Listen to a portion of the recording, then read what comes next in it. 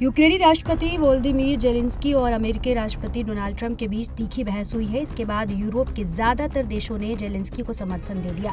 Britain की राजधानी London में जेलेंस्की का हीरो की तरह स्वागत हुआ, लेकिन अमेरिका यूक्रेन के बीच पैदा हुआ तनाव उत्तरी अटलांटिक संधि संगठन के लिए भी चिंता का सबब बन गया है।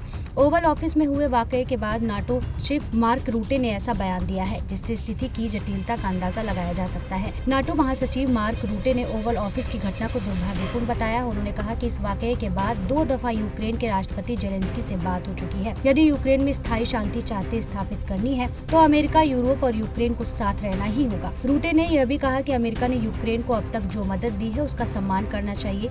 मार्क ने जेलेंस्की को अमेरिका और वहाँ के राष्ट्रपति ट्रंप से रिश्ते सुधारने की नसीहत दी है। नाटो एक सैन्य गठबंधन है। इसका उद्देश्य अपने सदस्य देशों की सामूहिक रक्षा करना है। इसको यूँ समझे कि नाटो यानी कि उत्तरी अटलांटिक संधि संगठन के किसी भी एक देश पर हमला होता है तो इसे सभी सदस्य देशों पर हमला माना जाएगा। फिर इसका जवाब सब मिलकर देंगे। इसे सामूहिक रक्षा यानी कि कलेक्टिव डिफेंस कहा जाता है, जो नाटो की संधि के अनुच्छेद 5 में दर्ज है। नाटो की स्थापना 4 अप्रैल 1949 को हुई, जब 12 देशों ने वाशिंगटन डीसी में इसकी संधि पर हस्ताक्षर किए। जैसे जैसे वक्त बीतता गया, नए देश नाटो में शामिल होते गए।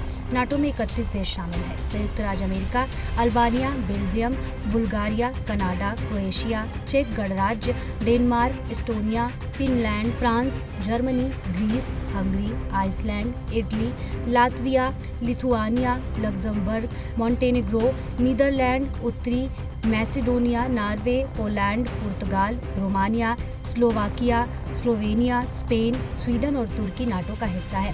अमेरिकी राष्ट्रपति डोनाल्ड ट्रंप की वापसी के बाद से ही नाटो सहमा हुआ है। ओबामा प्रशासन में पूर्व विदेश नीति सलाहकार ब्रेट ब्रुएन ने ट्रंप की जीत के बाद कहा था, नाटो को अपनी स्थापना के बाद से गंभीर अस्तित्वगत खतरे का सामना करना पड़ सकता है।